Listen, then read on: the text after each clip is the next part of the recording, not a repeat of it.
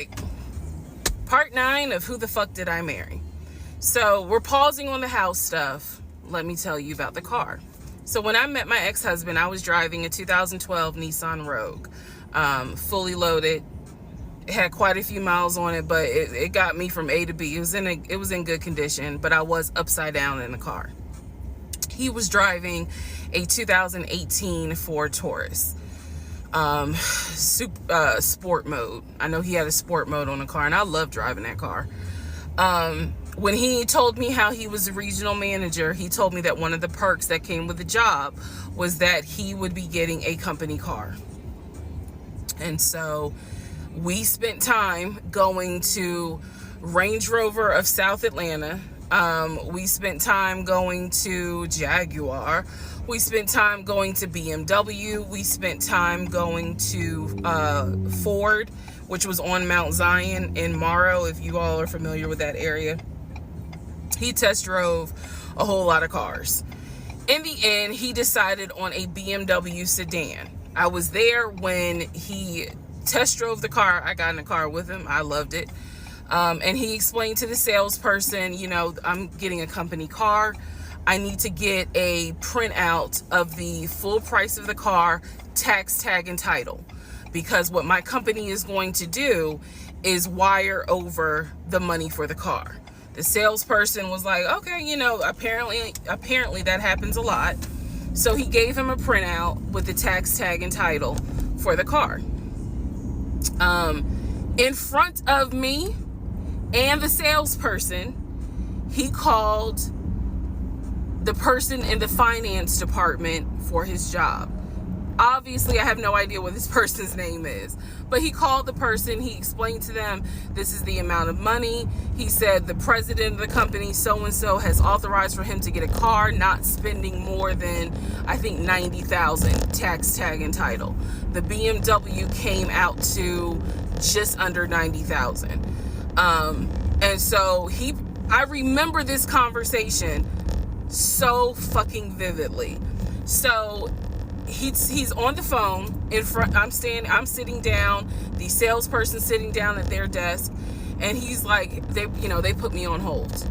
And so he's like, I guess the person comes back and he says, yeah, the price of the car is blah, blah, blah. He was like, give me a second and I can send you a picture of that printout that shows tax, tag, and title for the BMW.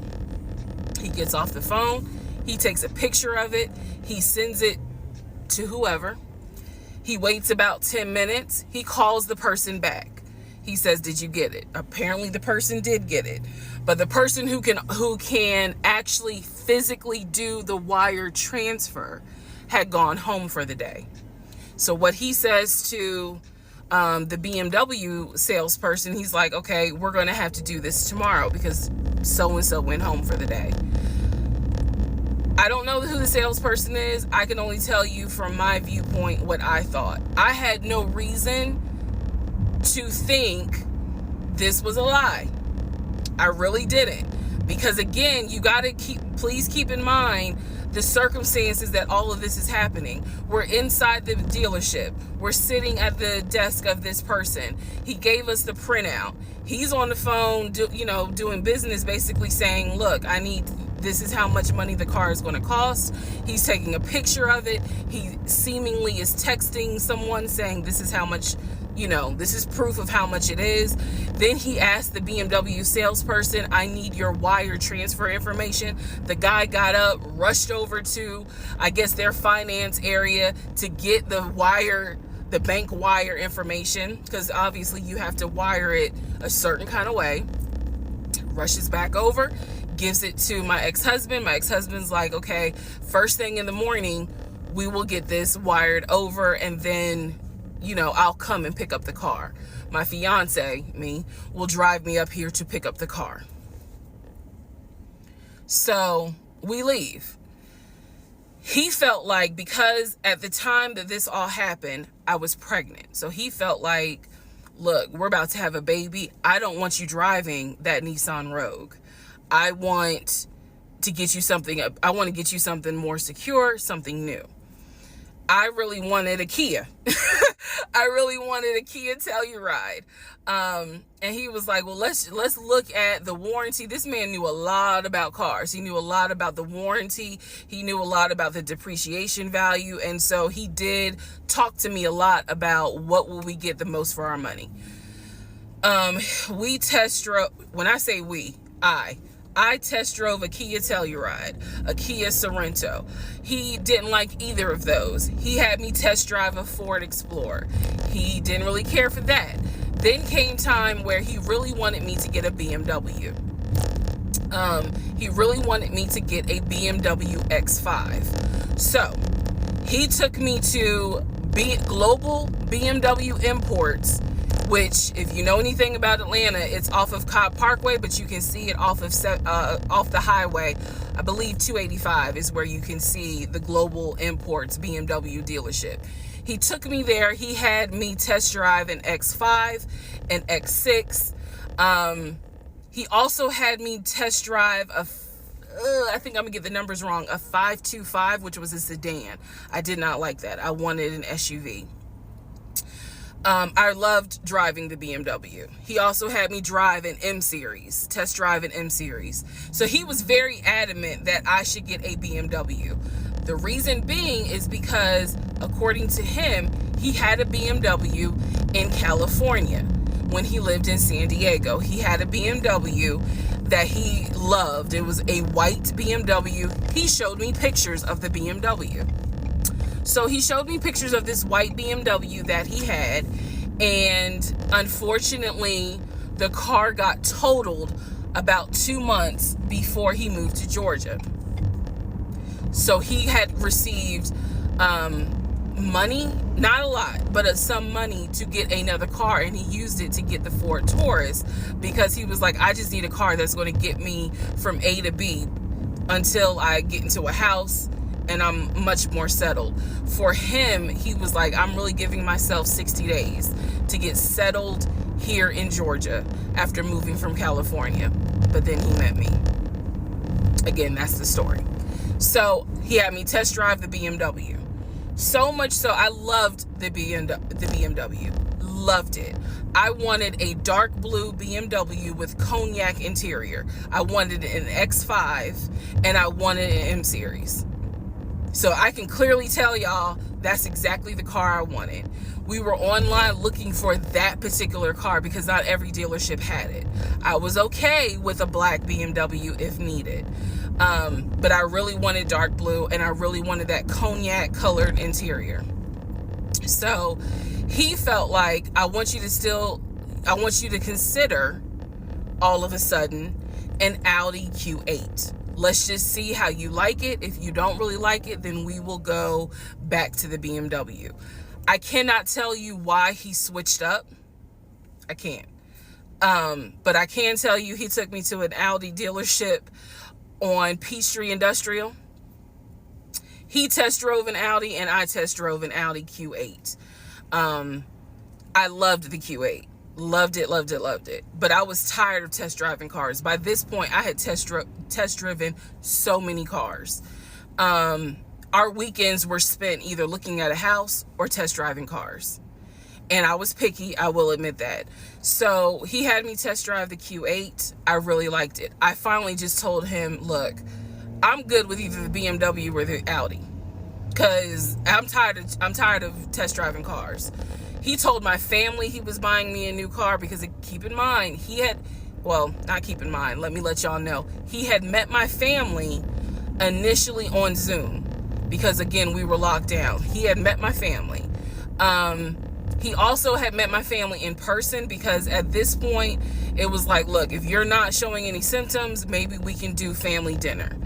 And so we had. So he had met my family in person.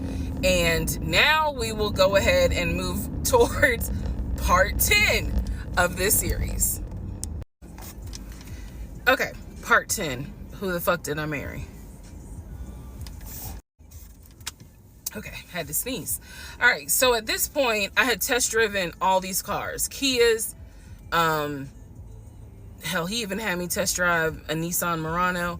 But the main two were BMW and an Audi. He had told my grandfather he was getting me a car. He had told my aunt he was getting me a car, that he was going to, he was like, she's going to be my wife. I want her to be in something secure. So my family was really like, wow, wow, who knew that he had this kind of money? And so I hated the fact that he did that, because anytime he got around my family, here's another red flag to put in the United Nations of red flags, he would always talk about money, and he would always brag. I never realized it in real time. I didn't realize it until I was out of the situation. He always bragged about the fact that he could fight, the fact that he had money, and the fact that he played football. Those are the three things he always bragged about. Back to the cars. So I told him, I was like, pick one between the BMW and the Audi, because you said you buying it. So pick one. So this man chose the Audi. So he takes me to the dealership. I wanted a white Q8. He does give me the printout of how much it's going to cost, tax, tag, and title, to get this Q8. Gentleman who's helping us gives him the printout. He's saying he's going to pay this money for the car out of the savings account that's offshore. That's the story. That's what he's saying. So he apparently is asking the guy, is there a holding fee? Can I pay a holding fee to secure this car while I'm working to get the money transferred? Because obviously with COVID, it's going to take long for the banks to transfer the money. Side note, I need everyone to understand, one of the reasons why he was able to get away with the stuff he got away with is because we were on lockdown. It's crazy because it's now 2024, but I don't know, do we all remember how it seemed like a lot of stuff stopped in 2020? Now, keep in mind, that's not an excuse I'm making, because shit still got done. But in terms of business as usual just was not happening in 2020 at this time. So when he's saying, oh, it's going to take a while for the bank to transfer the money, the gentleman who was working at Audi he didn't make a face. He didn't blink. He was like, I know it's going to take a while because of COVID. So basically what ends up happening is we leave. He has the printout. He calls the bank, or he calls his financial advisor, who does have a name. The financial advisor's name is Eric. I feel comfortable using certain people's names, especially if we find out they didn't exist. So he calls Eric. He tells Eric in front of me, hey, I need to transfer $72,526, whatever the amount was, because I'm buying a car for my fiance. This is the bank account information. Do you need me to give it to you over the phone, or do you need me to email it to you? Pause. I can't hear what the person's saying, but that's what he would do. Do you need me to give it to you over the phone, or can I email it to you? Okay. All right, give me a few minutes and I'll go ahead and email it to you. All right, let me know. I'll call you back to find out if you received it. Okay, hang up. So I'm hearing this because, again, I'm not paying attention to, did I hear anybody on the other phone? Did I hear anybody on the other end? So he proceeds to type up an email, type up something, telling him this is the information that we need. I didn't think anything of it. He called me at work the next day to tell me that the money was sent to Audi, that he called Audi and he confirmed with Audi that they received the money.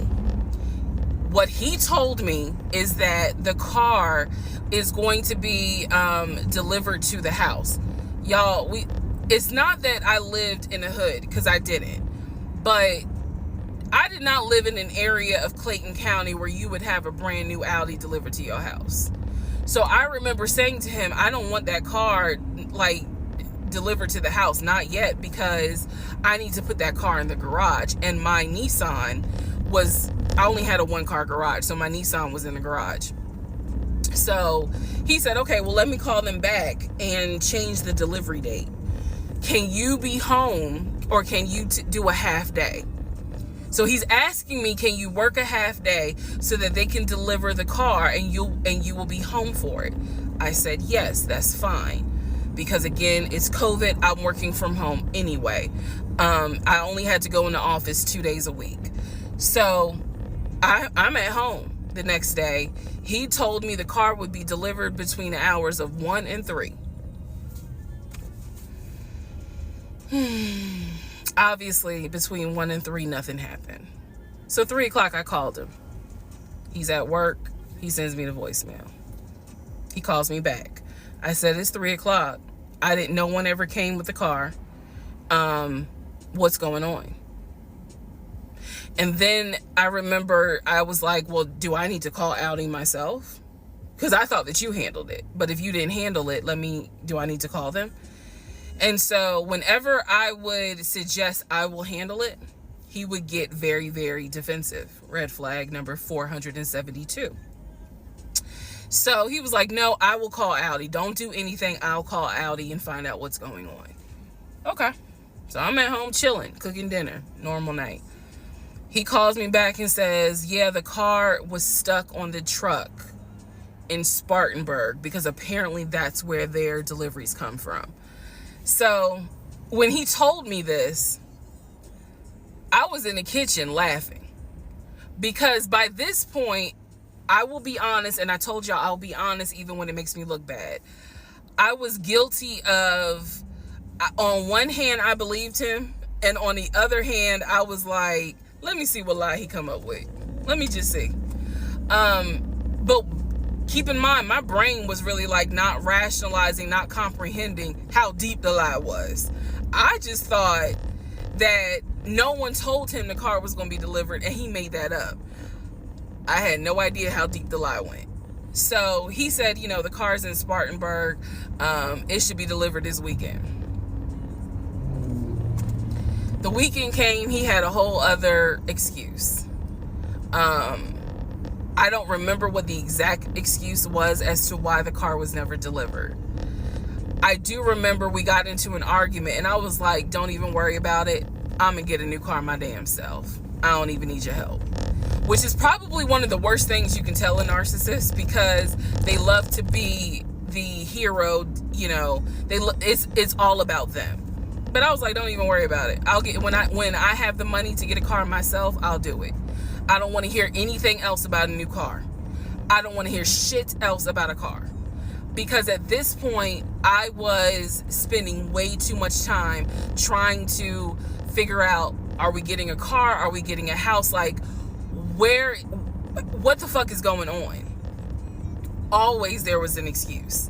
So when I told him I don't want to hear anything else about a car and I am not going to a dealership to test drive another car, that ended that whole discussion right there. So this is where I'm going to interject what I believe was happening. I believe that my ex-husband is the type of person, he gets off, nut. He gets off on you being excited about something that he knows you will never get. So I believe that he enjoyed going to car dealerships. He enjoyed watching me test drive a car and get excited about it, knowing I was not going to get it.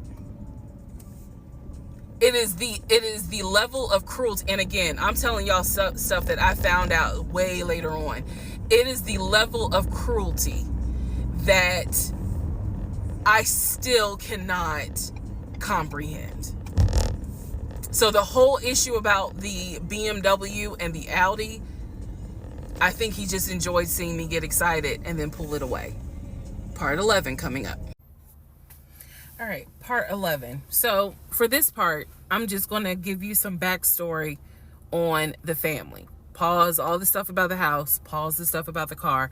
This is backstory on his family, my ex-husband's family. All right, follow me. My ex-husband's parents, mom and dad, are both deceased. Mom passed away from cancer. Dad passed away shortly after her. I'm not sure what he passed away from. So he has a number of siblings. He has two, with his parents, he has 2 siblings, two brothers, excuse me. Two brothers. One is older, lives in Philly. One is younger by 2 years, lives in Nashville. He has two sisters. One, Shantae, is older, lives in Douglasville with her husband and two kids, a boy and a girl.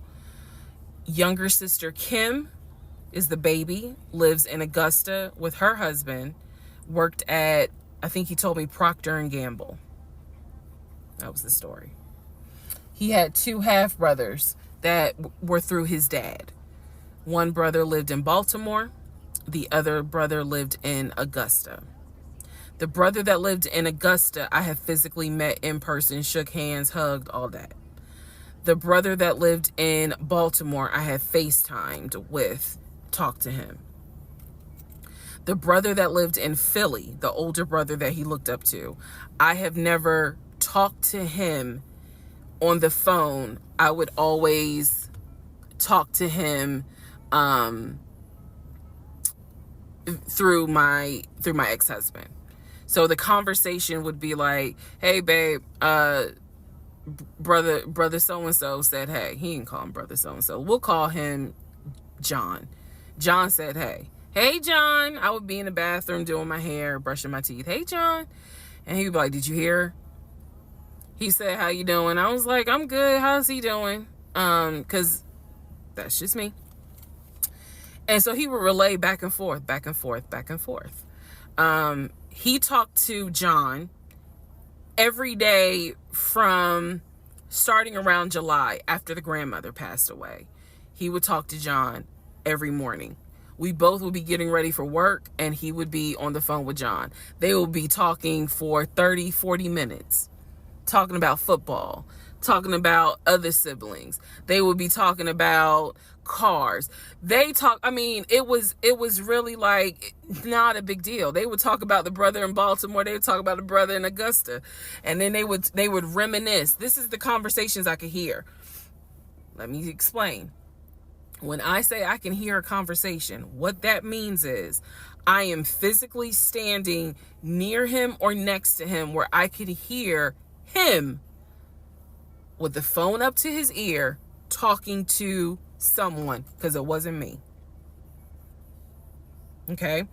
I may not hear the other person because the phone call may not be on speakerphone. But what I hear is, for example, I hear, hey man, what y'all doing? Oh, for real? Y'all barbecuing this weekend? What y'all making? Oh, that's what's up. Nah, I think me and her gonna stay in this weekend because, these numbers is looking crazy with COVID. Yeah, she over here. She's sitting right here. She watched the TV. Okay, hold on. John said, hey. Hey, John. You heard her? Okay. All right, bruh. I just wanted to check in on you. That's the type of conversation I'm explaining. Okay, so I hope that gives a little more clarity about the type of conversations I'm hearing. So, I don't know why this light keeps going out. Okay, so that's how he would talk to his siblings. The grandmother passed away. He called me around April or May and told me that his grandmother passed away. His grandmother, on his dad's side, had died suddenly from COVID. She had symptoms. She went to bed and did not wake up. He was distraught. He was crying. He wasn't eating. He was just sitting there, listening to music, not watching TV, just sad, because he was like, my grandmother was always my support system. So from what I saw, it really bothered him. I did not think anything of it. I'm one of those people, if you tell me somebody in your family passed away, I'm gonna believe you, because I don't play about death. And I guess I expect other people don't either. However, that is not the same for everyone else, but we'll get there. So, family, he had his sister, Shantae, who lived in Douglasville. Like I said, she was married with 2 kids. Apparently she was a nurse. So when I had my miscarriage, that was a sister that he was like, my sister will take you to the hospital. Like, that's what family does. Okay. I had never met Shantae. I've been on the phone, or excuse me, I've been around him when he was on the phone with Shantae. Never heard her part of the conversation. But he would be talking to his sister. That's what he said. That's what it sounded like too. Now, what is interesting is that we lived maybe 35, 40 minutes away from Douglasville. So there were plenty of times that he had invited me to go with him to his sister's house. Okay, let me tell you how this would always work out. Total times he invited me was probably 3 times for different barbecues or whatnot. The first time he invited me, I was like, nah, I ain't going, because again, COVID. And she's a nurse. Hell no. The second time he was like, yeah, she invited us, but I don't think we should go because COVID. No. The third time I agreed to go. I was like, absolutely, I'll go meet your sister. Like, that'd be great. On our way to her house, to Douglasville, to go see the sister, apparently he got a phone call. The phone was always like on vibrate, but he got a phone call and he told me that something came up, and so she had to cancel the barbecue, the get together, whatever. And so I was just like, oh man, okay, well, hopefully we can go another time. It didn't happen close enough for me to have red flags, if that makes sense. But at this point, as y'all probably like, girl, you so blind. But again, I didn't think anything of it, because it's like, okay, it fell through. We'll see. We'll reschedule. And so we just went out to eat, and then he talked to another brother, the brother from Augusta that he would have on speakerphone. So it was like, I didn't think anything of it. I really didn't. Man. And the more I talk about it, the more I realize, like, I'm not a dumb person, but it just never dawned on me the things that you have to now investigate. It didn't dawn on me. But nevertheless, that is the backstory for his family, right? Grandmother passed away. 3 weeks later, he called me and told me his uncle had passed away from COVID. The uncle had tested positive, had to go into the hospital, and he died. It was a bit of a red flag. It was a bit of a red flag, but like I said, I don't play about death. So I was just like, wow. Because of these 2 deaths, he became a stickler about COVID. And when I mean a stickler, wear your mask, wear gloves, hand sanitize, wash your hands. Like, he was annoying about making sure neither one of us caught COVID. So now I'm going to give you the backstory in regards to what I was told with the ex-wife. Okay, I know I look rough, but it's okay. It's okay. Anyway, so this is part 12 of Who the Fuck Did I Marry? So this is the backstory on what I was told for the ex-wife. This is important. Pay attention. All right. This is 2020. So this is what I was told in 2020. I was told that he and his ex-wife used to be friends. Then they started dating and subsequently got married. They got married in California. He had bought a house with the money that he made from arena football. They had apparently gotten married on the downward of the arena football career. Had a nice house. He showed me a picture of the house, showed me pictures inside the house. Remember that? Showed me pictures inside the house. It was a really nice home in San Diego. And basically what happened was that he came home from work early one day and I have the hiccups, sorry. Came home early from work one day and his wife was sleeping with another man. The man was in the house. He and the man get into it. Her son, who is about 17 years old in 2020, she had two kids, a daughter and a son. The son apparently was on his way home from school when my ex-husband found his previous wife in bed with another man. So the story goes that he and the guy fought. He kicked the guy out. He kicked his ex-wife out, but told her the kids could stay. The kids are not biologically his. Those are his stepkids. She was like, you must be kidding. Like, I'm not leaving my kids here. The kids are old enough to where they were like, we don't want to go because you fucked up. We don't want to leave. So apparently she leaves. The kids stay with him for a few weeks. And then she gets her own place. The kids move in with their mom. He files for divorce in California. He files for divorce in California, and it was an ugly divorce. She was asking for spousal support, all kinds of stuff. And then it turned into, you know, I'll help you with the kids, not child support, but just I will give you some money for the kids, because apparently he was very close to the kids and he wanted to keep a relationship with the kids. Their biological fathers, apparently there were two fathers, their biological fathers were not in the picture. So the divorce starts out contested and ugly, eventually becomes amicable. Eventually they become cordial with each other. So my ex-husband moved. This is all before he ever met me. So I'm telling you the story of what I was told in 2020. So eventually, about 2 years later, is when his job approached him about an opportunity to transfer to Georgia. And so he took it. New beginning, fresh start. He has family in Georgia. He took it.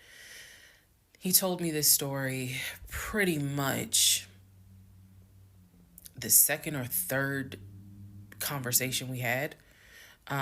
So it was always from the beginning that she had cheated.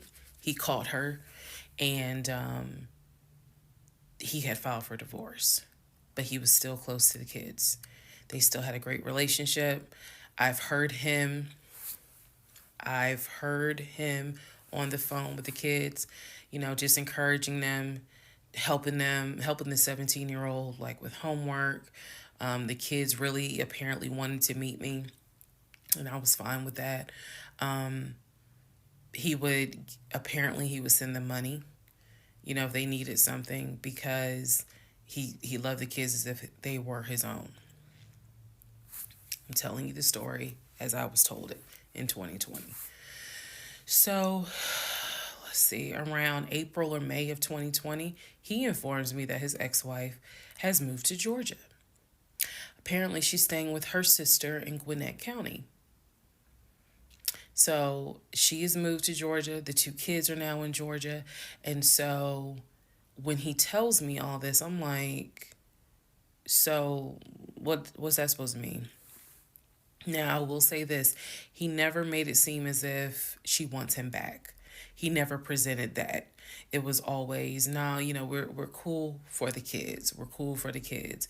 But he's never presented that she was trying to get him back. I feel like it's fair to her for me to say that. And again, stay with me. It all comes out. But that was the backstory in regards to the ex-wife, that they got married in California, they divorced in California, and then she eventually moved to Georgia, to Gwinnett County, after he had transferred to Georgia for his job. He did tell me that, every now and then he'll get a text message from her. He told me that he, told her when I was pregnant. He felt like she needed to hear that from him instead of hearing it from the kids. And we got into a bit of an argument about that. But, honey, in the big scheme of things, anyway. So we got into an argument about that. I felt like that's none of her business. But that's the overall backstory of her. So remember, because there will be a quiz, but just remember, he met her in California, married her in California, divorced her in California. She moved to Georgia, to Gwinnett County after he moved to Georgia. Are we clear? Okay. Okay. Part 13 of Who the Fuck Did I Marry? So I've kind of given you guys all the backstory. Let's just kind of recap real quick. So I told you how we met in March of 2020. Basically, Georgia got shut down. I keep saying shut down, got locked down. We decided to quarantine together. I know it was crazy. It was crazy. I really liked him and thought he liked me. So I told you guys how we met. Things moved at a rapid pace. Met in March. Moved in together pretty much end of March, beginning of April. Found out I was pregnant in May. Lost the baby in June. Had to have surgery in July. Started looking for houses. Started looking at cars. All this stuff happened literally between March and in August is when I got my car. So, got a car in August. He paid the down payment for that car, which I was shocked by. And no, it was not a BMW or an Audi. It was a Nissan Altima, but I loved that car at the time. So he paid the down payment for that car. Told me he would help me with the car payment. The biggest mistake that I made, and I'll explain why I say this. The biggest mistake I made was that I signed myself up for a car note, where I knew I needed his help to pay the car note. I knew better. My mom has always taught me, do not ever put yourself in a position where you are financially dependent on a man. And all of that went out the window. And the reason why I say that was the biggest mistake is because when I have pulled back the layers of this whole monstrosity of life that I lived for 2020 and 2021, it really does boil down to the fact that I truly ended up marrying him more out of fear than anything else. And I'll expound upon that later. But I got the car in August, and by this point I was exhausted of looking at cars. I was mad that I didn't get a BMW X5 dark blue with cognac interior. And I was tired of looking at houses, getting my hopes up, looking at a house and picturing myself in the master bedroom, the kitchen, the island, all that stuff. I'm a visual person, and I was tired of getting my hopes up. So now we're going to segue into fall, going into the holidays.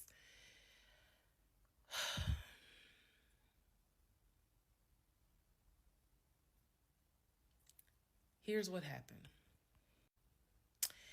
In October, we looked at another house. This house was in Marietta. Absolutely gorgeous. It was gorgeous. I want to say that the house was about $700,000. I really liked the house. I could see myself living there. I could see myself cooking there. And so subsequently, my ex-husband put in an all-cash offer on that house. I watched him put an all-cash offer in on the house. Our real estate agent, Scott, called us about 24 hours later, and he said, the sellers love your offer. The offer was an all-cash, full asking price offer. $700,000. Let that sink in for a moment. He said the sellers love the offer. They are asking that you show proof of funds so that they can accept the offer. My ex-husband said, I will show proof of funds when they accept the offer. The seller said, great. we'll accept the offer when you show proof of funds. So basically, we got into a standoff. And if you're a real estate agent or you work in real estate, I would love to know your thoughts on this. I had asked people in my personal life, like, have you ever heard of this before? And I've had plenty of people who said, I side with the ex-husband. I would not show my bank statements until they accepted the offer.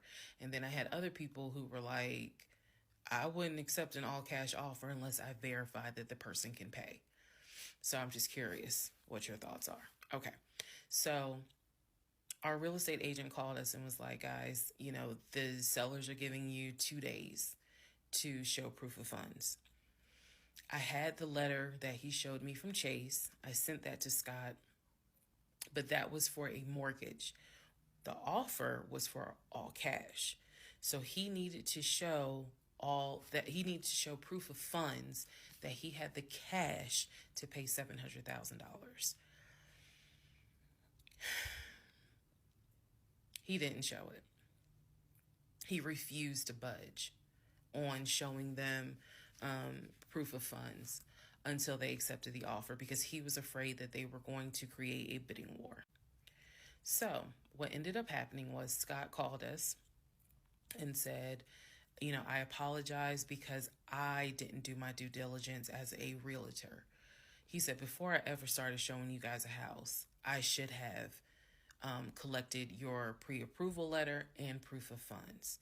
He said, so at this point, my broker has informed me that I cannot show you guys another house until you show at least us, meaning the real estate firm, until you show us proof of funds.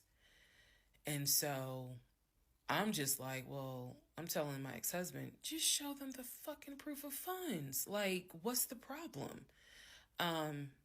And so it was a lot of, I find that this is really unprofessional because it's not our fault that you didn't do your job correctly. It got a little ugly and it got uncomfortable because I'm like, I don't understand why you don't show them proof of funds when you clearly just signed a document stating that you're putting an offer in at full asking price. This was the same thing that the realtor was saying. He was like, but you just signed an offer. So what's the problem? Like, you want them to accept the offer and then you'll show everyone the proof of funds? And my ex-husband, without missing a beat, said yes. So Scott did his best to work with the seller and say, look, accept the offer. He'll show you, he'll open the books. He'll show you the proof of funds. These sellers were like, no, that's not. And it wasn't so much the sellers. It was the seller's agent. Big respect to the seller's agent. But the seller's agent was like, no, that's not how we're doing business. He needs to show those proof of funds before I advise my clients to accept his offer, period. If he's not willing to do it, we'll go on to the next offer, because they did have another offer on the table. For it was less than asking price, but they were willing to accept that offer over the all cash offer because those people had basically shown proof. So subsequently, the house fell through. We passed the 2-day deadline. They went with the other offer. Also, at this point, our real estate agent, Scott, and I do not blame him for this, pretty much cut all ties. Because what he, I believe, felt like was, I don't know what's going on, but something's going on. And this is not how I do business. So until you guys are ready to show the proof of funds needed to buy a house, you need to get yourself another agent. Because we were already about 20 to 25 houses deep by this point. We had already put in 2 other offers. They fell through. And now here we are with this house. And once again, it fell through. Okay, so good news and bad news. Number one, this is part 14 of Who the Fuck Did I Marry? Bad news, this is going to be the last post for the night. And the reason why, good news, tomorrow's my birthday. So I'm just going to make this video, post it, and then I will pick back up probably Friday, because honestly, I truly want to enjoy my birthday tomorrow. I just want to enjoy my birthday. All right, so y'all don't be upset. Just, if anything, watch parts 1 through 14, and then we'll be ready for part 15. So the house fell through in October 2020. And what I told him was, I said, I don't want to look at another house. I don't want to talk about cars. I want to get through the holidays, because it was going to be a holiday season where I could not celebrate my family because of COVID. So I said, I just want to get through the holidays. I want to get through the end of the year, and we'll revisit stuff in January. I was very calm when I said it. No argument, nothing like that. And he said he understood. A lot of what fueled me staying in this situation really was the fact that, number one, I didn't want to be alone. Number two, I didn't want to look stupid by having the relationship end so quickly, for everyone to be like, we told you something was up. And number three, I was ready to get married. And that, ready to get married, fueled a lot of stuff. And again, I was still making my audio diaries. So listening back to it, I knew something was wrong. I admit that. I knew something was wrong. But what I thought it was, truthfully, was like, why does it seem like there's always something? Like, why can't we just go ahead and get the house? Why is it always something? Why can't I just get the BMW? It still didn't dawn on me how deep the something went. And for the people who keep asking, I'm going in order of events. So yes, there will be a video where I explain how everything came out and what came out, what was true, what was not true. It's coming. I'm just getting all of this out in order. So I told him I didn't want to look at a house no more. I don't want to talk about houses. Do not mention the word Zillow. Do not mention the word realtor. Nothing. Let me just get through the holidays.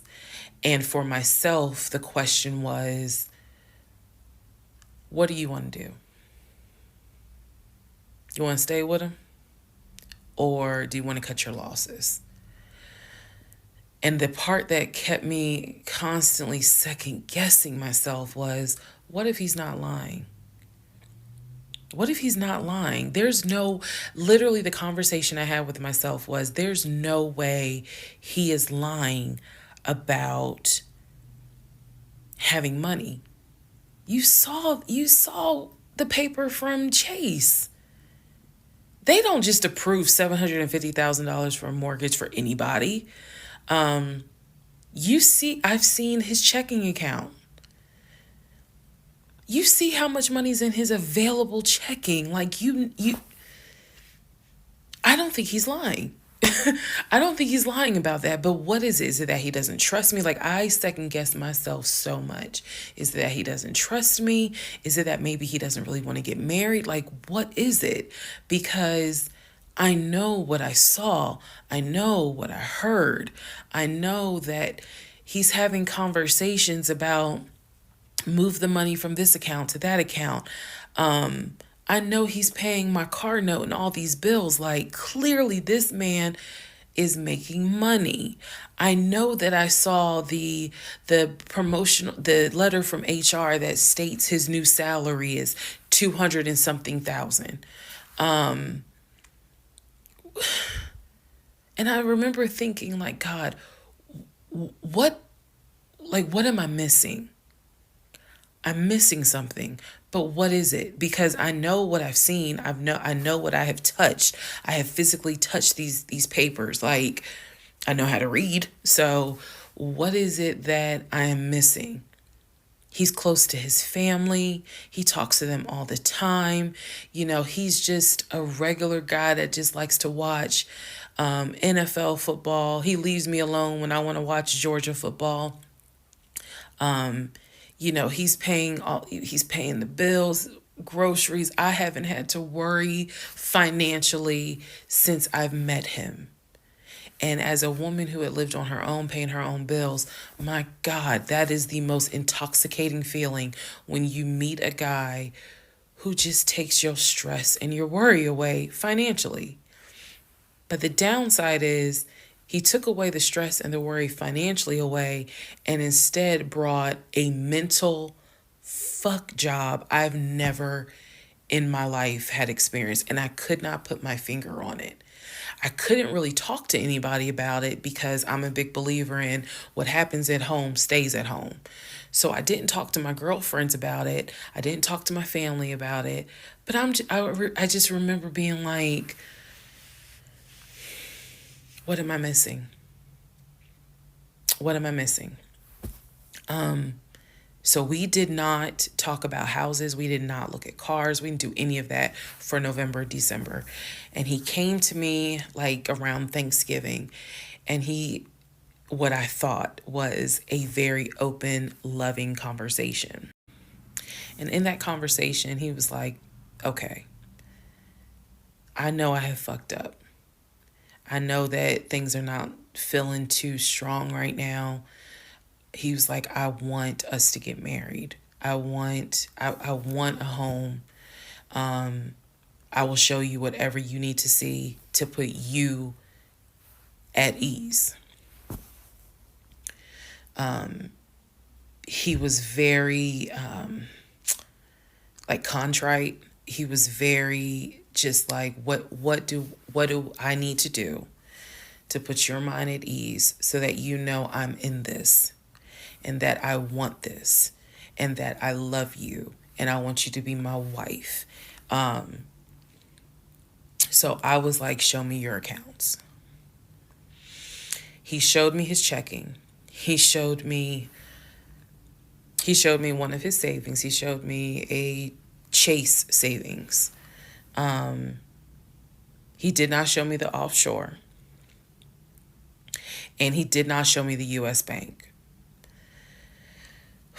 So he showed me those two accounts, checking and Chase savings.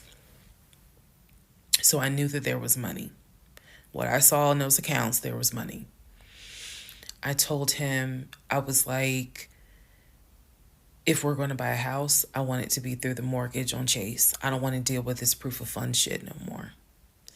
I said, I do not want to look at another house until the beginning of the new year. He said, okay. That is when we then had a conversation. So I guess I lied because we are going to have a part 15 or 16 tonight. But that is when we then had the discussion about marriage. And that is where religion came into play. Yeah, I'll give y'all the other part tonight. Stand by. Okay, part 15. Who the fuck did I marry? So in December of 2020, around beginning of December, we had a conversation, kind of a come to Jesus heart-to-heart conversation. And both of us had grown up in the church, and the fact that we were not married but living together, the fact that almost had a baby together, bothered both of us. Both of our families, my family and his family, were very adamant. Like, okay, y'all either need to get married or y'all need to separate. And so I'm walking around with a ring on, which I'll post a picture of the ring because, God, there's so much to unpack. But anyway, walking around with the ring. And so he said to me, whatever I need to do my part to make this work, I'm willing to do. At the same time, it wasn't that I did not trust him as much as it was I felt like I wasn't trusting myself. Because again, like I said in the previous video, I know what I saw. I know what I've read. I know what I've heard. But fuck, something was not sitting right with me. And every time I would question it in my head, the other side of me was like, okay, you know he ain't lying about the money because you saw it. So you know he ain't lying. Girl, are you that... Like, I remember saying to myself, are you that jaded that you don't even know what it's like to have a decent man? Yes, I really had the audacity to have that thought.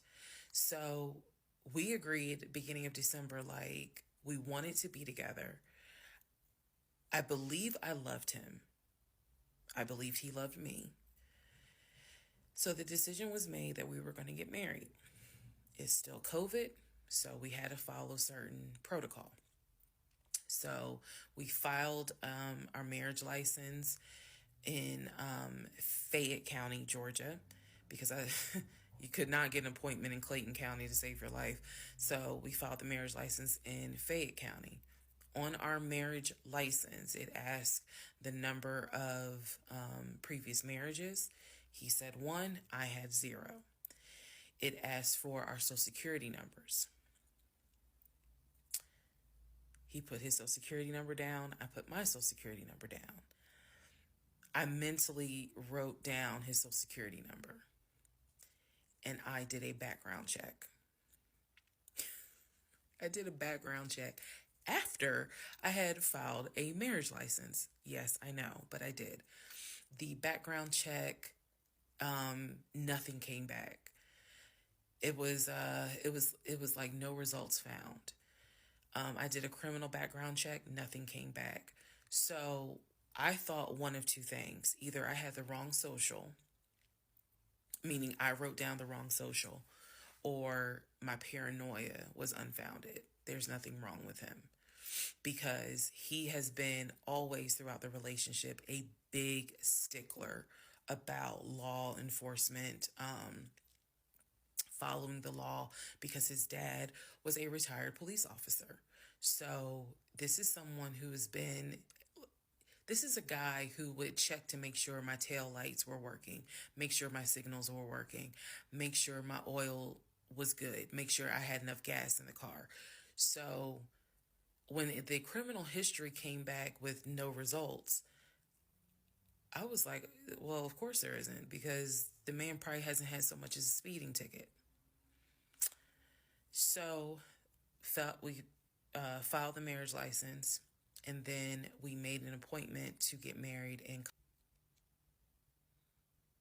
waiting for the judge to come out of chambers so that she could marry us. And the reason why I'm pausing is because, my God, if I could go back and see that young woman sitting in that lobby.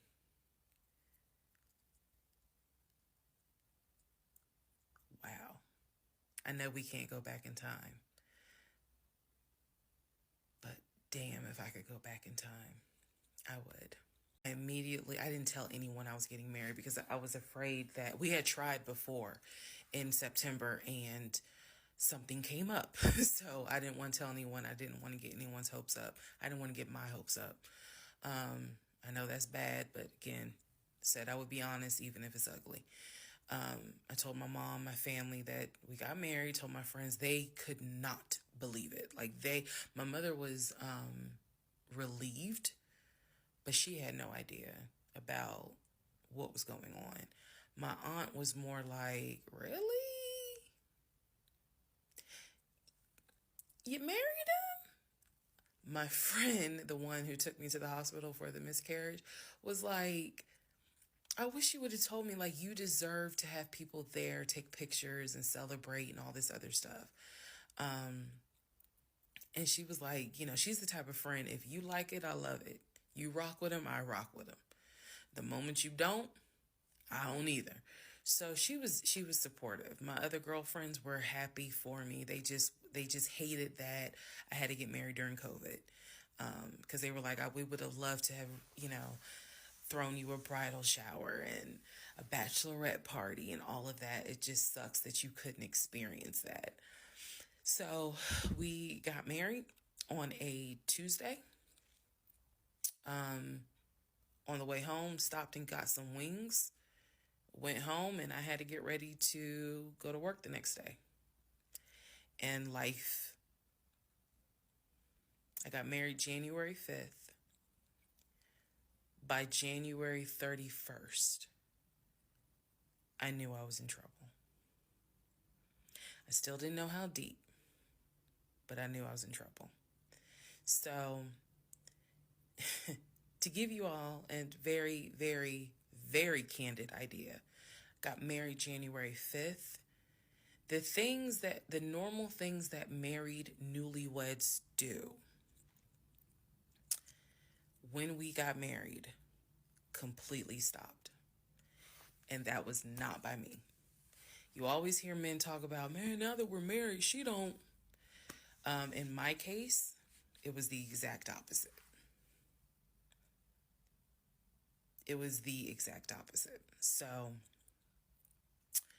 anyway, because this is not a forum to be all R-rated or whatnot, but y'all get what I'm saying. So, we got married January 5th. January 6th, I went to work. It was, a lot of people congratulated me because word got out that I had gotten married. January 7th, I filed the paperwork to change my last name. And if you were following me, you can go back like 15, 16 videos, and I talk about how I had to change my name back to my maiden name. But I changed my name within about 3 days of getting married. My attitude was, this is the bed that I made. I'm going to do right by him. I'm going to do right by my marriage. I took marriage seriously. And when I married him, I absolutely married him thinking, I'm going to be with you for the next 40, 50 years. So we're going to have to figure this shit out. That was my mindset. I did not get married to turn around and be divorced in 6 months. But I got married January 5th, 2021. And by January 31st, I knew I was in serious trouble. So that is where we are. The next set of videos, the next set of all this will be me talking about how things went downhill before it crashed and I found everything out. In the meantime, tomorrow is my birthday. So, happy birthday to me. The fuck did I marry? This is the interlude, basically. I'm not recapping on this video. I'm just kind of answering some stuff that has been written to me. Someone was like, why are you airing your business out on social media? It's a valid question. For me personally, I feel like this was traumatic to experience, to live through. And I'll expound on that on another video, the aftermath of the toll that this took. Honestly, and I know some people are going to be like, that sounds crazy. It is kind of cathartic to get this out because I cannot tell you how much of this has been internalized since 2020. Also, I don't want to seem like a cautionary tale to other women or to men for that matter. But to my sisters, to my ladies, white, black, Hispanic, Asian, doesn't matter. If something does not sit right with you, investigate it. I cannot stress that enough. If just one woman watches these videos and she's like, you know what? Something don't sit right with me. Let me look into this. Then it was worth it. yes, it is a Lifetime movie. Yes, it is Netflix. Yes, it is crazy. Yes, it is hilarious also. Um, and I understand all of those reactions. As someone who lived it,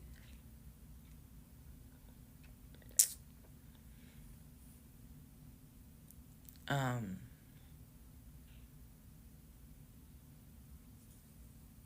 it was traumatic. But I feel like, God, it feels good to finally admit what the fuck I went through. And again, by the time this is uploaded, I'm only to January of 2021, right after getting married. So when I think back on it, there's things that I'm very, very grateful for. There are things that I'm just like, why did you not pay attention? Why did you not question? And the sad part is, I can't even begin to tell you. I don't remember the woman I was before I met that man. I don't remember. Um, because going through something like that, it changes you. And I've seen some women in the comments who were like, I was married to a habitual liar. I was married to a pathological liar. My baby daddy's a pathological liar. And my heart goes out to them, because until you have dealt with someone so depraved, you really don't quite know how bad it can get. So I'm fully aware that this was a risk, putting this out on social media, telling my story, my truth, and really kind of being like, look, this is what I went through. I made dumb decisions. I overlooked things I should not have overlooked. I argued away things I should not have argued away. I can pinpoint exactly the moment I should have left. I still feel like God is sitting on the throne and he's like, I never planned for your monkey ass to marry him. I never even planned for you to go out and date with him. That's why I blew your tire. But you hard-headed and you went anyway. And then I tried to go ahead and show you signs. You ignored them.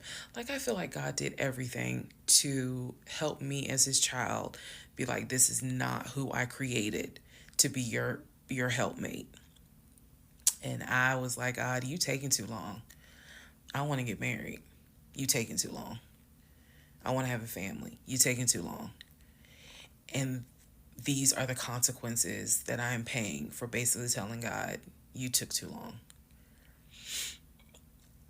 And I feel like God's grace is sufficient. It is. But at the same time, and I'm not perfect. I mean, not perfect at all. None of us are. But I do feel like when I sit back and I replay the events that happened, I truly cannot believe that was my story. Because all I wanted was to meet a guy, for him to be my best friend, for us to get married, have a family.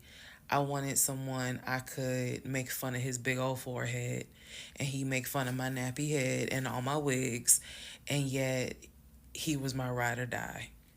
I wanted someone that I could be like, man, help me with these kids, and he helped me with the kids. We had a nice home. We were comfortable. That is what I wanted. And I've said this before, and I say it again. I truly hoped it was my turn. You see the women who are, so happy, and, they're in these loving marriages and life just looks good. I really, really wanted it to be my turn. And so I excused away a lot of stuff that I hope the next woman who sees this does not excuse, because I don't wish this on anybody. I don't wish this on anyone to feel the way I felt the moment I discovered the whole truth. So I just wanted to say that because I think it's important to try to answer the why is she posting this? Honestly, I was tired of holding it in. I was tired of holding it in. And I hope it helps somebody. Okay, let's all take a deep breath. Let's all get some sleep. If you don't have anything to do and you just want to wish me a happy birthday, wish me a happy birthday tomorrow, February 15th. Shout out to Team Aquarius. Good night, y'all. Part 17, who the fuck did I marry? So, for context and just to clarify some stuff, going forward, I'm going to now call my ex-husband, I'm going to use the name that I call him in real life. So that way it clears up the whole fiance, boyfriend, husband, ex-husband thing. So, his name is Legion. Anyone that knows me will tell you that is what I call him. So, Legion and I, when I left off at part 16, part 15, Legion and I got married January 5th of 2021. For the first 2 weeks, things were fine. We got into like a routine, basically. I would go to work, he would go to work. He was still leaving the house at around 6:15 every morning. He was still on the phone with his brother, the one that lived in Philly, every morning. That was their time to talk. From what I was told, the brother got off work. I guess he must have worked the third shift. And so he was getting off work as Legion was getting ready to go to work. So that was the perfect time for them to talk. He would talk to his brother in Baltimore and the brother in Augusta. Pretty much, just a quick phone call here and there, if not every day, every other day. So everything was pretty much the same. I would talk to my mom almost every day. I would talk to my aunt almost every day. So it was nothing to kind of, that's weird. That's what the morning routine was. He would talk. So I worked at Georgia State Patrol. And I said this in a previous video, but again, there were things I said in previous videos that I remember saying, hey, remember that because it's going to come back later. So I worked at Georgia State Patrol. I had been working there for almost 8 years, 7 or 8 years by the time Legion got into the picture. He was fine with the fact that I worked within law enforcement. I'm not a trooper. I'm not a sworn officer. I'm a civilian. However, again, his dad was a retired police officer. So he was perfectly fine in the beginning with the fact that I worked for Georgia State Patrol. He had been to my office before. He had met some of my co-workers. Obviously, even with COVID, because I still had to go into the office 2 or 3 days a week, he had been up there. So the friend who took me to the hospital when I had my miscarriage has met him. He and I have been to her home with her and her significant other before. So again, even in the world of COVID, when there were little times where you could get together with people, he has met people in my life. He has met my friend, or that particular friend, and he has met some of my coworkers. So when we got married, the first 2 weeks, like I said, was fine. And then it's as if something snapped. Something just changed. What was totally acceptable before, suddenly little comments were made. Why are you wearing that to work? You get off at 3:30, so you'll be home by 5, right? Things that had never happened before. He had never questioned what time I'm going to be home. Really, he didn't need to question it because when I'm off work, I leave. So it was never a situation of, I'm going to just sit around at work and just run my mouth because I have nothing to do. And then it turned into, he would call me every day from work, and I'm going to demonstrate how those phone calls went, but he would call me every day from work. And if he even so much as heard a male voice in the background, he would have little comments to me. Who was that? Are they in your office? Man, I never know who's around you, because it seemed like every time I call you, I have the hiccup, sorry. It seems like every time I call you, there's some man around. And I'm just like, at first I kind of shrugged it off. I laughed it off because it really truly was absurd to me. But then it became a bit more frequent. And so I really just didn't feed into it, because I'm like, I don't know if this is some insecurity. I don't know if this is jealousy, because nothing has ever been done to make you feel any sort of insecure type of way. I've never entertained another guy, never flirted with another guy. Like, I don't know where this is coming from. So it is also important to note, we got married January 5th. Things started changing around 2 weeks later. And the reason why I know it's 2 weeks is because I had recorded an audio diary on January 21st is the date of the audio diary.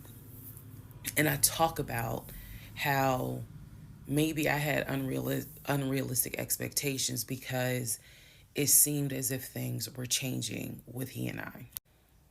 So 2 weeks pass. He starts making little comments. End of January comes, he informs me that he wants to start looking for a house again. I had no real desire to go through that process. So what he decides is that he's going to look for a house for us using his friend, the realtor, the one I did not meet. So he tells me that he and his friend have been talking, and he's going to start looking at houses. And what he's going to do is basically, if he feels like it's a house I would like, then he wants to show it to me, because he feels like, I know that your attitude really isn't, you're in the mood to look for a house. So I'm going to start looking. And then if I think it's a great house, then, you can come see it. And I remember thinking, that's not going to work. You're not going to choose a house without me. And he was like, no, I'm not going to choose the house, but I just think that, me and old boy have been talking. And so he has some houses that he is representing. He wants to show me. So why don't you let me look at it? And if it's worth the time, then I'll bring you to look at it. So he already had some sort of plan in place after talking to his friend about how he's going to start looking at houses. This is the end of January 2021. So I kind of threw my hands in the air and was just like, whatever, because I'm not getting emotionally involved in looking at houses. And for me, that's kind of what it was. I felt like I would see a house, I could picture us living there, and then it gets snatched away somehow, some way. I didn't want to go through that. So the reaction that he wanted, which was for me to throw a fit, I did not do. I was just like, okay, all right. Like, I trust you. And remember that I said the reaction he wanted, because that's going to come back later. So he started looking at houses. Funny enough, the houses that he looked at, none of them I actually saw. But he would call me and say, I'm at this house in Sandy Springs with the realtor friend.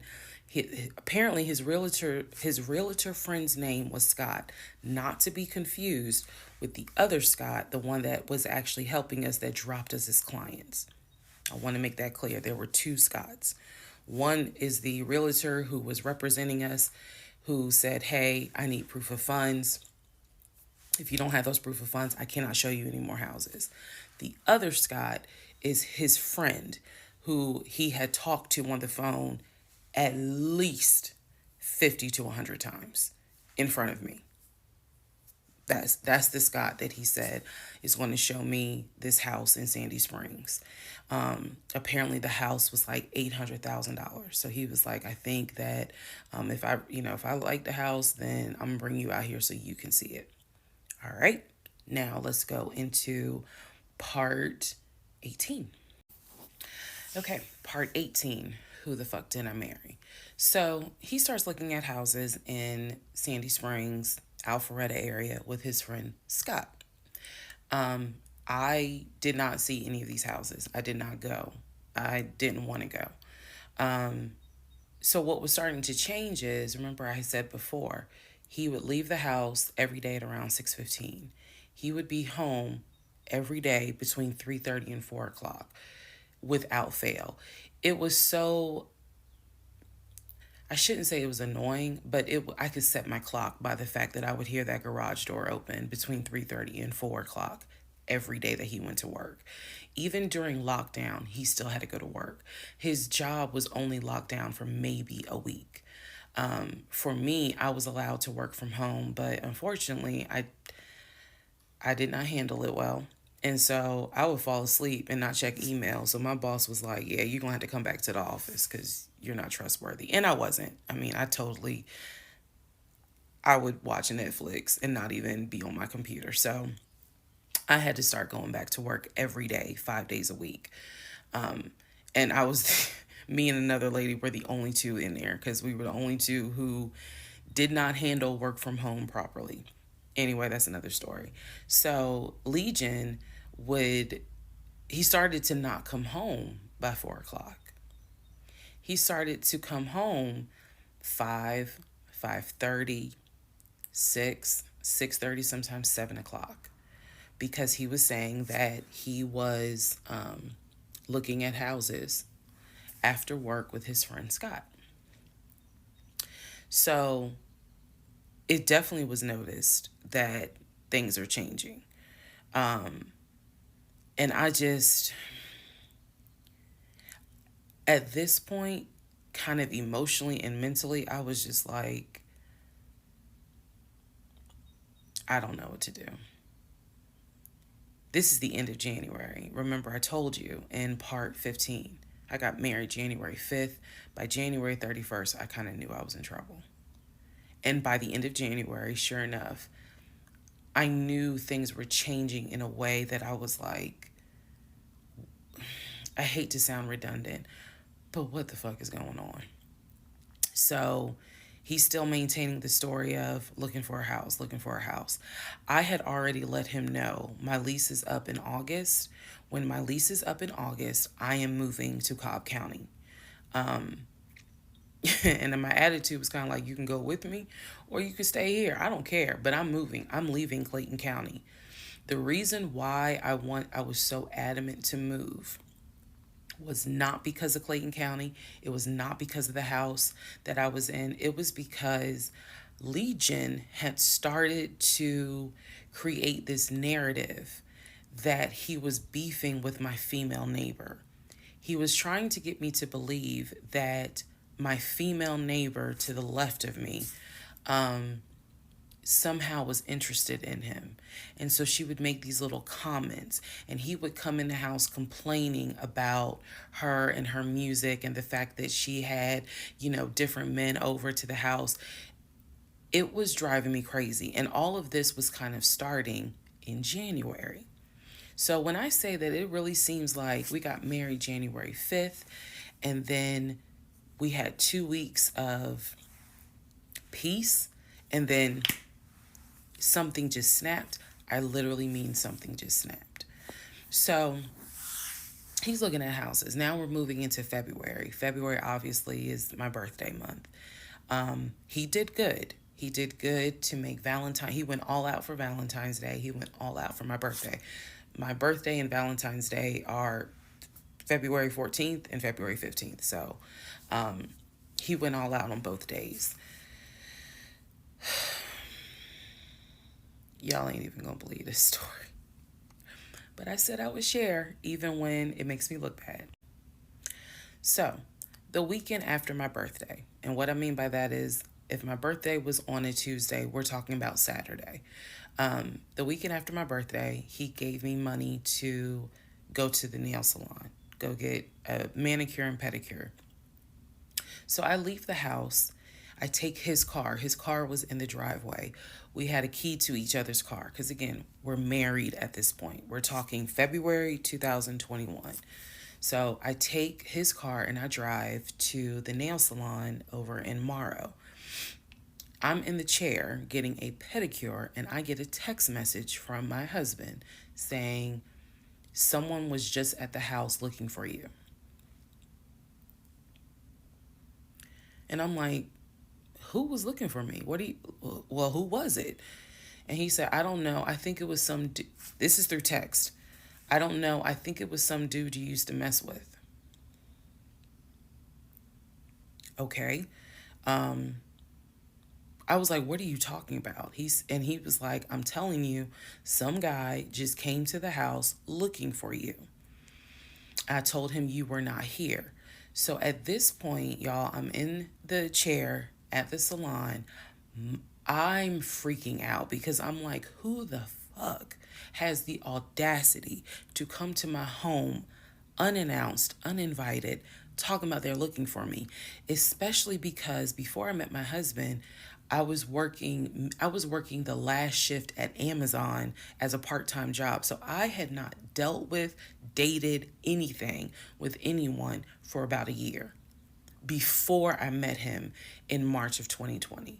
So I really was like, who the hell is this coming to my house? So I finished the pedicure. I head home. Once I get home, I'm like, what are you talking about? What happened? And so I'm frazzled in a way. And he's calm. He was like, yeah, it was a black Dodge Charger. They pulled into the driveway. They backed in. They backed in as if they had been here before. So clearly this was someone who's been to your house. He got out the car. He said, I opened the door and I went out there and I said, is there something I can help you with? And he said, the guy said, I'm looking for, and gave him my name. And he said, I'm sorry, she's not here. And he said, he was like, oh, okay. All right then. And just got in the car and drove off. And I was like, my brain stopped working because I'm thinking, who the heck could this be? A Dodge Charger? I was like, are you sure that it wasn't law enforcement? Like, was it the sheriff's office trying to serve me with a lawsuit for a credit card I didn't pay? He was like, no, he was in regular clothes. He was like, and it was not a police car. It was on a marked unit, basically. And so I'm just like, who the heck could this be? And he was like, I know who it was. And I said, who? He was like, I think it was your ex. I said, what ex? He was like, the one that you had dated for 2 years. Remember back in like part 3, part 4, I told y'all he told me about his ex. I told him about mine. I thought we were being honest with each other. So now, fast forward to February 2021, and he's telling me, I think it was the ex that you had been dealing with for those 2 years before you met me. I said, so you think that he showed up to the house uninvited after 2 years? And he was like, well, whoever it was clearly was comfortable backing into our driveway, getting out the car, and was like, I'm here to see, and gave him my name. And so he was like, she's not here. Is there something I can help you with? And the guy was like, nah, it's cool. And then just got in the car and drove off. So, again, brain is like, who could this be? So then Legion says to me, you know what? The way that you reacting to this is real suspect. And I'm like, what are you talking about? He was like, you over here freaking out. I told you I took care of it. I told you it was fine. And you over here freaking out, which makes me wonder, what have you been up to? Now, let's go to part 19. Okay, part 18. Who the fuck did I marry? So he says to me, the way you're acting is real suspect, because I told you it was fine. I took care of it. He was like, I ain't even worried about it. He was like, obviously, that nigga didn't know that you now married, that you've moved on. And so now he knows it. But for me, it was the fact that I don't do pop-ups. Don't come to my house unannounced. So if someone has done that, for me, it automatically feels like a violation, and it feels like it needs to be addressed. So it was not as simple as, I already took care of it, it's fine, let it go. Nah, we ain't letting nothing go, because you don't have my permission to show up to my house. And before this turns into something where I'm going to be on Fox 5 News, I need to address that with you, because that is not okay. So he didn't like the reaction I had to the story he told me, where someone basically disrespected my home. And he felt like my reaction was really suspect. So, what I'm gonna get into the little details that he did not know about. So he tells me again, it was a black Charger, a black Dodge Charger. They backed into the driveway. A gentleman got out of the car and he asked for me by name, and Legion said she's not here. So I asked him, what does the guy look like? And he said, he was like, why does it matter? I said, what the fuck does he look like? So Legion proceeds to give me the most generic description you can give. He was like, well, he was shorter than me. Ex-husband is about 6'3", 6'4". He was shorter than me. He was brown skinned. I said, did he have a hat on his head? Mind you, I understand that before marriage, I was a damn fool. I understand that. But every woman has that moment where you only gonna fool her but for so long. And eventually puzzles start coming together. For me, I felt like moving into marriage, certain things started coming together. So I said to him, did he have a hat on his head? He was like, nah, he ain't wear a hat. So in my mind, I am mentally going down a list of every possible man it could be. And it was only like 4 men. I had been in that house about 3 or 4 years at this point. So I knew all of the people, and I'm talking about from maintenance down to ex-boyfriends. It was a total of like 4 men. So when he said that it was a black Charger, I immediately was like, okay, I know that crosses out one. He said he was shorter than him. All of them were shorter than him.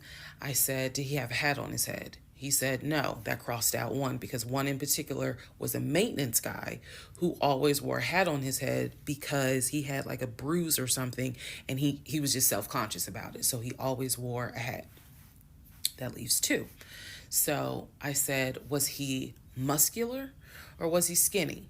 So Legion's getting all frustrated. I said, just answer the question. He was like, well, he was kind of in between. And I said, okay. He was in between. I said, so was he light skin or was he dark skin? He was like, I told you he was brown skin. I said, was he my complexion? He said, no, he was brown skin. That eliminates one. So now there's one left. And yes, the one left would have been the ex that I had dated for 2 years. And so he was like, I know it was your ex. I know it was your ex. And I was like, that don't make no sense, because the ex that in my mind, I'm saying this, the ex that I had dated, he and I had no contact with each other, and he was not the type to just pop up at your house. That ain't his style. Not to mention, and I ain't tell Legion this, that man would not be caught dead driving a Dodge Charger. He hated Chargers because he drove it as a patrol car. So I didn't say anything. I just was like, that's weird. So what Legion didn't know is that at the time I had a security system. So I had a security system where anytime the front door, the garage door, or the back door was open, basically any entry point, anytime it was open or closed, it would send me a text message notification.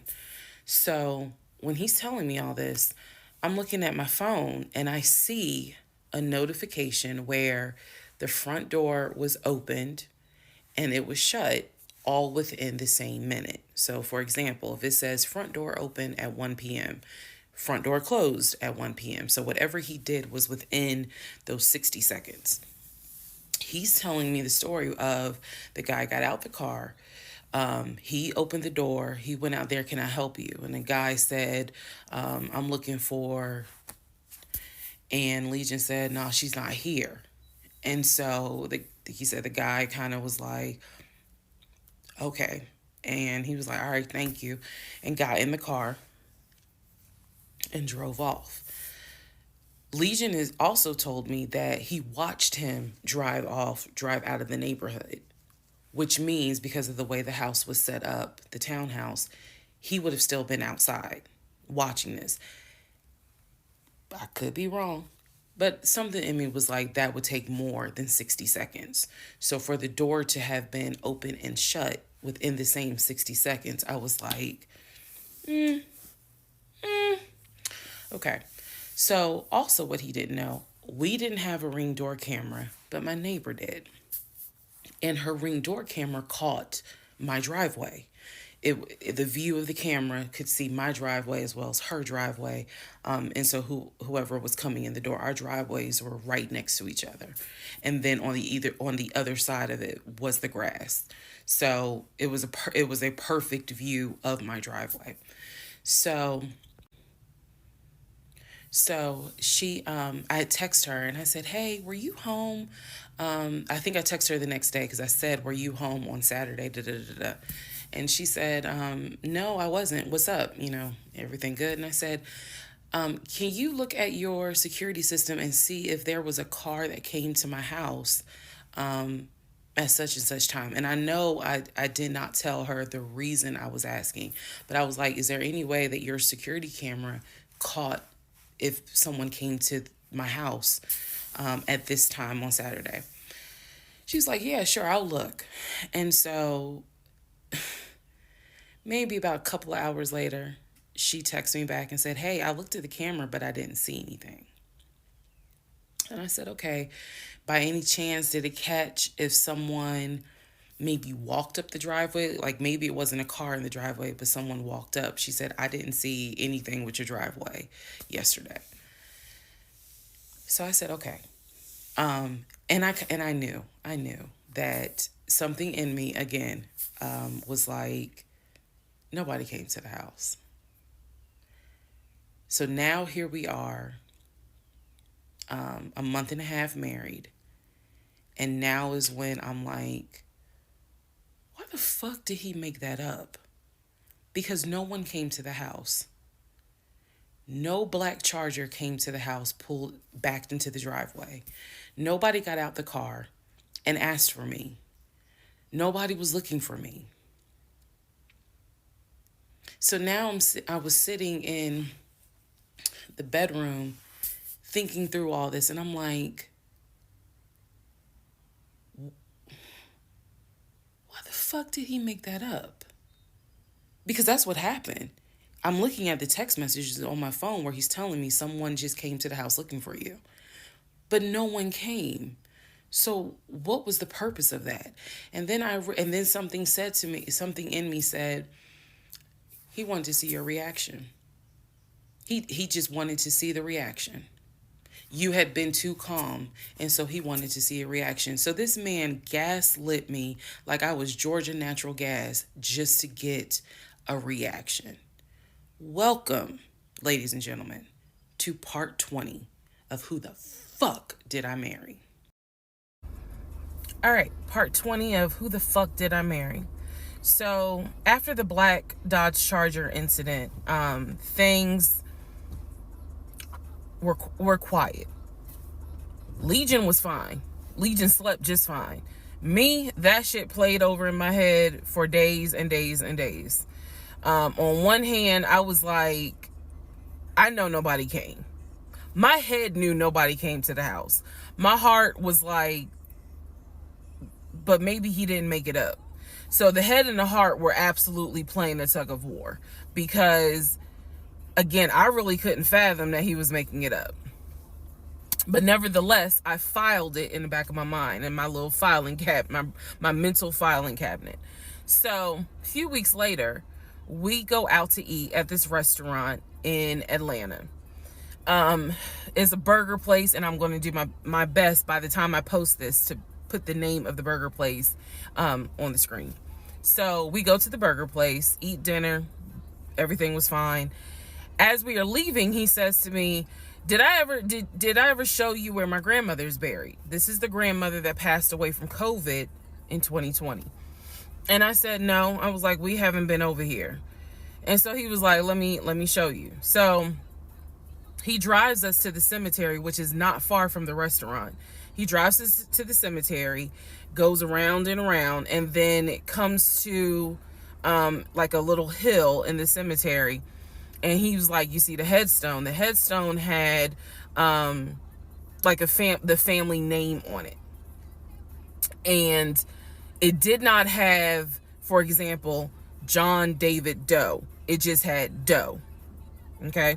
So there were no dates on it. So it reminded me of just a headstone where it was probably multiple family members buried underneath it. That's what it reminded me of.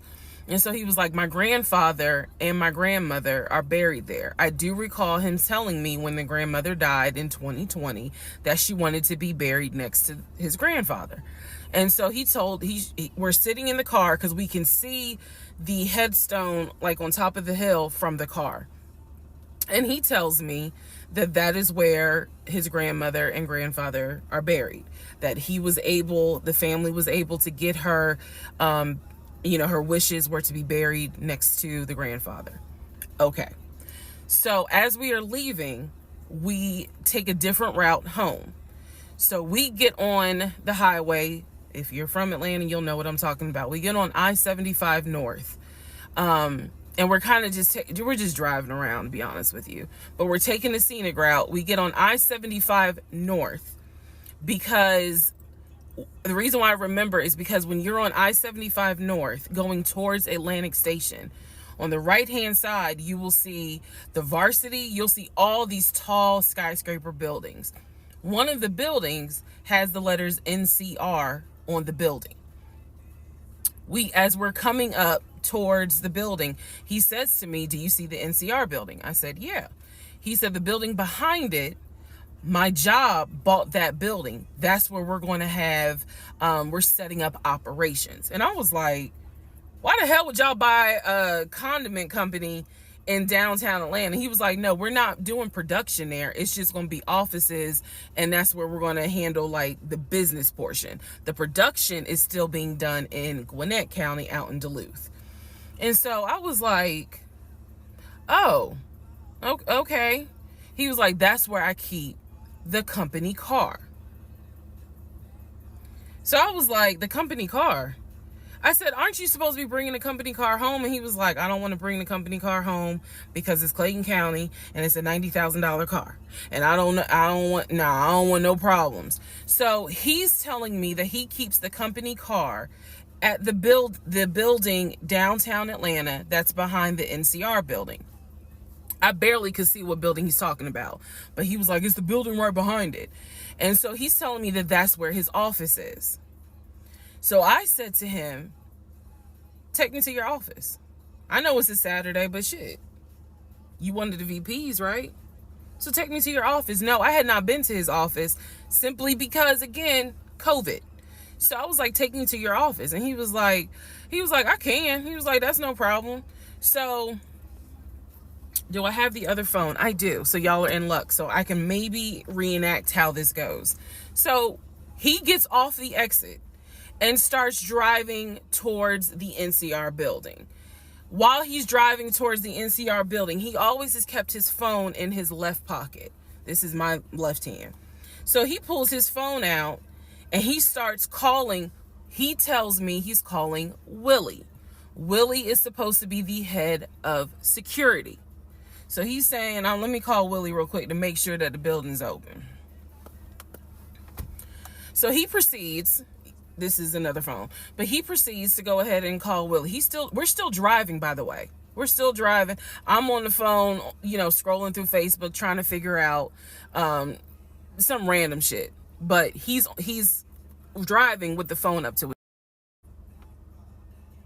So, driving with the phone, next thing I hear, "Hey, Willie, it's Legion. Hey, how's it going?" "I'm good." "Hey, is the building open?" "No, I just want to take my wife up there so she can see it and see my office." "Are you up there right now?" "You're not?" "Okay, is Mr. Justin working?" "Okay. So is there anybody up there that can physically open the building? Because I don't think my badge is going to get me at least in the front door because of it's on the weekend lock." "Okay. Okay. All right, let me know." "All right. Thank you, Willie. Bye." Y'all see how I did that? He's having this whole conversation while I'm sitting in a passenger seat. So then he gets off the phone and he says to me, "Willie is not working and Justin apparently called out sick. So the building is locked and my badge won't get us in the front door." He was like, "Willie's going to see if there's someone else that can open the front door so we can actually get in." He's like, "My badge will get us on the floor, but it will not get us in the front door." No one ever called. So when he's getting off the highway, he basically turns onto Spring Street. Again, there's all kinds of shit I distinctly remember. He turns onto Spring Street so that he can then get on 75 South so we can go home. Never saw the office that day. But again, this is where he's saying that he keeps the company car. So when we get to part 21, I'll kind of go into detail about the whole company car a little bit more.